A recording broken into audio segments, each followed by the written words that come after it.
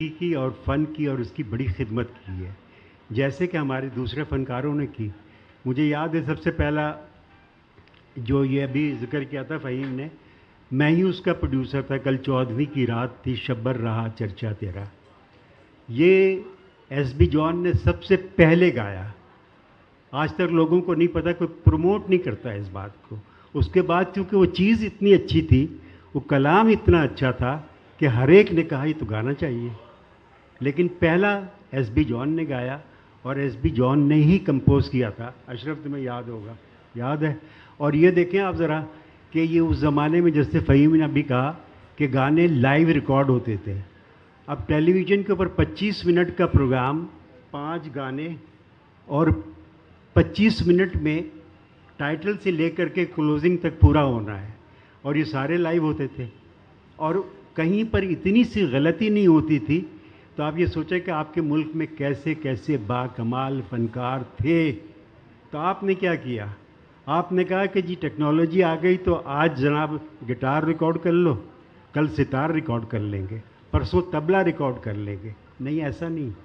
وہ چیزیں جب تک مل کر کے انسانی ہاتھ اور جذبات نہ لگے تو ایک اچھا نغمہ جنم نہیں لیتا. تو یہ جو ہمارے اپنے ایس بی جان صاحب تھے، میں ہوا کیا، میں صبح کو جب ٹی وی آتا تھا تو اخبار پڑھتا تھا. تو اس دن میں نے صبح اخبار دیکھا تو یہ غزل چھپی ہوئی تھی، تازہ غزل جنگ میں. میں نے کہا یہ تو بڑی اچھی ہے. اچھا، اکثر میں لے آتا تھا کیونکہ موسیقی کے پروگرام میں نے بے تحاشا کیے ہیں.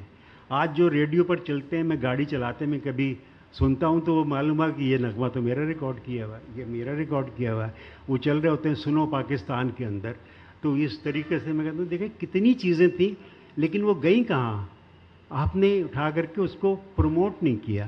آپ نکالیں اس کو، لوگوں کو بتائیں. تو میں نے ایس بی جان سے کہا یہ دیکھیں کیسا ہے. کہنے لیں یار یہ تو بہت زبردست ہے. تو انہوں نے کہا، میں نے کہا یہ آپ گا لیں، ریہرسل کل سے شروع ہو رہی ہے. تو کہنے لیں ٹھیک ہے. ریہرسل ہوتی تھی ہماری 2 دن 3 دن، 2 سے 3 دن ریہرسل ہوتی تھی. اور چوتھے روز جو بدھ کے روز پروگرام ہوتا تو معلوم ہوا منگل بدھ جمعرات کی فائنل ریہرسل کی. اور پلیسنگ بھی جو ہوتی تھی، ایک ہی مائکرو فون ہوتا تھا، اس کے اندر پورا آرکیسٹرا پلیس ہو جاتا تھا، سنگر کو ایک ملتا تھا. اب یہ ساری دیکھیں جو چیزیں آپ نے ہاتھوں سے کی تو وہ کیسے نہیں پروان چڑھے گا. اب میں ایس بی جان صاحب کے بارے میں یہ بات بتاؤں کہ میرے دوست تو بن گئے تھے بعد میں. دوست میں کہوں کہ میرے دوست تھے، نہیں دوست نہیں تھے، وہ بہت بڑے فنکار تھے. میں ان کی بہت عزت کرتا تھا کیونکہ میں تو موسیقی سے میرا کسی گھرانے سے تعلق نہیں تھا. میں نے موسیقی میں بہت سی چیزیں محبوب اشرف سے سیکھیں، ان کے والد سے سیکھیں. ان لوگوں کے ساتھ بیٹھ جاتا تھا. ایس بی جان صاحب یہ سب جب کام کرتے تھے ہم بیٹھ کے، جیسے بھی نفیس کہہ رہے تھے نا، ہم باتیں کرتے تھے. ان باتوں میں جو علم آیا نا وہ کتاب میں نہیں ہوتا. کتاب میں تو میں نے ڈگری لی تھی کتاب پڑھ کے، لیکن یہ جو علم ہے بات کرنے کا، بولنے کا، نشست و برخاست کا، یہ 2 ادارے تھے، ریڈیو ٹیلی ویژن. انہوں نے جو پرواز چڑھایا ہمارے کلچر کو وہ ٹریمنڈس ہے. 70 80 کی دہائی تک بالکل عروج پر تھا، 90 تک بلکہ میں یہ کہوں گا. اس کے بعد ڈکلائننگ شروع ہو گئی. ہوا کیا؟ آپ نے ادھر احساس ہی نہیں کیا. فنکار آپ نے مارنے شروع کر دیے. اس لیے مارنے شروع کر دیے کہ ریڈیو پاکستان اور ٹیلی ویژن یہ 2 ادارے وہ تھے جو کہ بجٹ آپ کو ریلیز ہوتا تھا، اس میں باقاعدہ طور پر موسیقی کے پروگرام، قوالی کے پروگرام، کلاسیکل پروگرام، یہ سارے جو ہے نا ایلوکیٹ ہوتا تھا، اور پابندی سے وہ پروگرام ہوتے تھے. دیکھیں ہر آڈینس علیحدہ علیحدہ ہوتی ہے، اور وہ دیکھتے تھے لوگ، باقاعدہ اس کو سراہتے تھے. اب آہستہ آہستہ ہوا کیا؟ اب کیا ہو گیا؟ لپٹن کی محفل ہو گیا. اب ایک کریم جو بیچ رہا ہے، اس کریم کے اوپر، اور یہ جو موبائل ہے اس کے اوپر ناچ ناچ کر کے آپ وہ بیچ رہے ہیں. تو آپ جب تک یہ کرتے رہیں گے تو آپ ٹیشو پیپر بنا رہے ہیں، آپ فنکار نہیں بنا رہے. آپ ایس بی جان تو جانتا تھا، اس کا پیچھے سے بہت بڑا سفر تھا، لیکن جب وہ منظر عام پر آیا تو آج لوگ صرف ایک ہی نغمے کی بات کی چلے آ رہے ہیں، تو جو نہیں ہے. آپ کو یہ معلوم ہونا چاہیے کچھ لوگ پلے بیک کے لیے ہوتے ہیں کچھ لوگ ریڈیو اور ٹیلی ویژن کے لیے اور محفل کے لیے ہوتے ہیں. تو he is one of them. He was for radio, he was for television, he was for محفل. ابھی جیسے سلطان بھائی نے کہا تھا کہ 10 فلمیں, اور مجھے تو یاد نہیں, کسی کو بھی نہیں یاد, ان کو پتہ نہیں یاد, کیونکہ یہ موسیقی کے بارے میں ریسرچ کرتے ہیں, بہت کچھ جانتے ہیں, تو انہوں نے کہہ دیا کہ 10 فلمیں اور, لیکن وہ نغمہ ایک ہی تھا. اور جو منظور صاحب تھے استاد, جنہوں نے ان کو لیا اس میں, وہ بھی سمجھ بوجھ والے آدمی تھے. وہ نے صرف آواز ان کی استائی پوری بھی نہیں سنی, انہوں نے کہا بس صحیح ہے, میرا کام ہو گیا. تو میرا کہنے کا مطلب یہ ہے کہ فنکار کبھی مرتا نہیں ہے, وہ زندہ رہتا ہے. ہر آدمی اپنا اپنا کام کر گیا. لیکن افسوس کی بات یہ کہ مجھے یہاں میں کہوں گا کہ آج ریڈیو پر اور ٹیلی ویژن پر جو باتیں ہوتی ہیں نا, وہ عجیب و غریب باتیں ہوتی ہیں. میں چینل پہ ڈسکشن دیکھتا ہوں, لیکن میں اپنے پی ٹی وی پہ وہ ڈسکشن نہیں دیکھتا جو چینل پہ ہو رہے ہوتے ہیں یا ریڈیو پر ہو رہے ہوتے ہیں. یا اس کے بارے میں وزراء جو ہے, وزیر اطلاعات, مطلب یہ تو ابھی آئے ہیں چودھری فواد, اس سے پہلے بھی جو وزیر اطلاعات آئے ہیں, ان کو اطلاعات کا پتہ ہے لیکن ان کو فن کا نہیں پتہ. ان کو خبر کا پتہ ہے لیکن ان کو یہ نہیں پتہ کہ فنکار بنتا کیسے ہے اور کانٹینٹ ہوتا کیا ہے. وہ بات کرتے ہیں ڈیجیٹل ڈیجیٹل. ارے بھائی, ڈیجیٹل تو ایک مشین ہے, لیکن فنکار مشین نہیں ہے. وہ فنکار جو ہے, آپ اس کے کانٹینٹ کی بات کریں, آپ اس کو زندہ رکھنے کے لیے اس کو گنجائش دیں. وہ کوئی نہیں بات کر رہا. ہاں جی, ہم ڈیجیٹلائز کر رہے ہیں ٹیلی ویژن کو, ریڈیو کو ڈیجیٹلائز کر رہے ہیں. وہ کریں گے, آپ کی مجبوری ہے کیونکہ اکوپمنٹ ملنا بند ہو جائے گا. لیکن آپ کو یہ بھی یاد ہونا چاہیے, لیکن ان کو تو پتہ ہی کچھ نہیں ہے نا. یہ جو باتیں کرتے ہیں, لوگوں کو, نئی نسل کو بے راہ رو کرتے ہیں, ان کو نالج نہیں دیتے. جب ہم نے ٹیلی ویژن شروع کیا تو ہم نے کہے پہ شروع کیا تھا, 2 انچ ٹیپ تھے.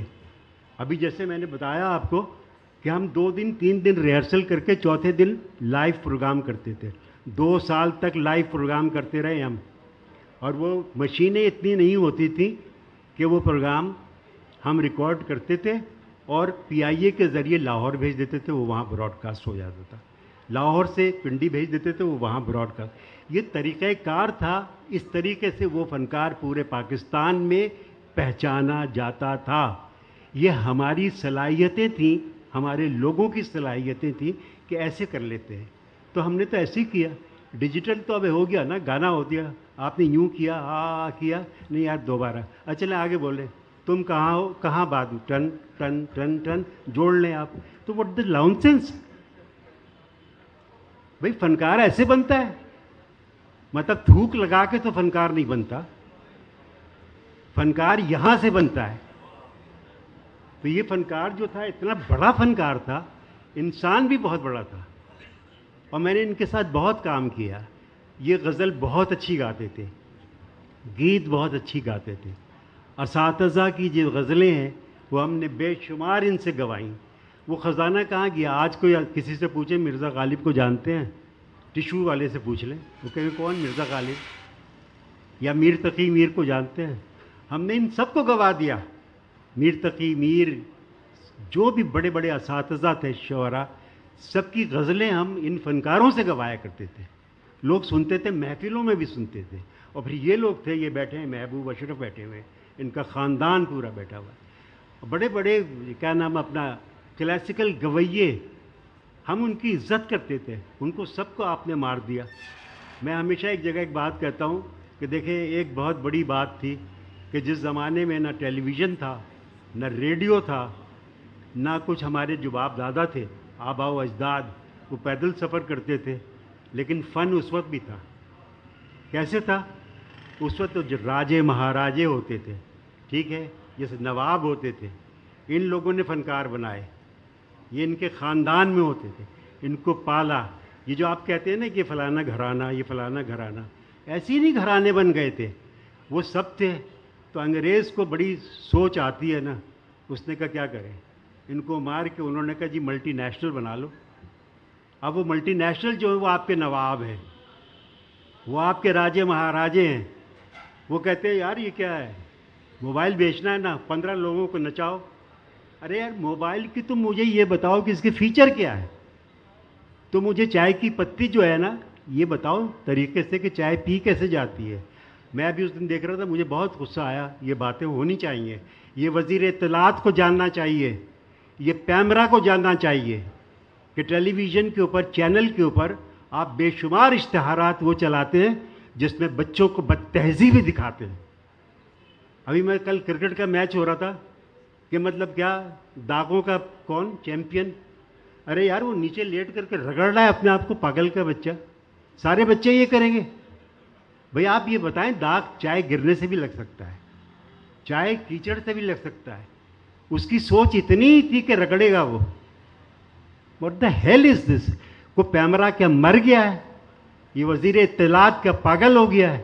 اس کو نظر نہیں آتا اس کو کہ تمہاری نسل جو ہے, تمہاری قوم ہے, اس کا فیوچر آپ تباہ کر رہے ہیں. صرف ڈیجیٹل سے قوم نہیں زندہ رہے گی, قوم زندہ رہے گی آرٹ اور کلچر سے, تہذیب سے, تمدن سے. جس ملک کی تہذیب, تمدن, آرٹ, کلچر مر جاتا ہے وہ قومیں مر جاتی ہیں. یہ میں آپ سے کہہ رہا ہوں. میں آج میں نے سچی بات ہے, میں نے کہا میں اگر آج نہیں جاؤں گا ایس وی جان صاحب کے ٹریبیوٹ میں تو میرے اوپر یہ قرض رہے گا, کیونکہ مجھ سے بہت محبت کرتے تھے. دیکھیں ہمارا جو تھا پروڈیوسر جو تھے, جو کام کرتے تھے اس میں, چاہے وہ ڈرامے کے آرٹسٹ ہوں, چاہے موسیقی کے ہوں, چاہے گلوکار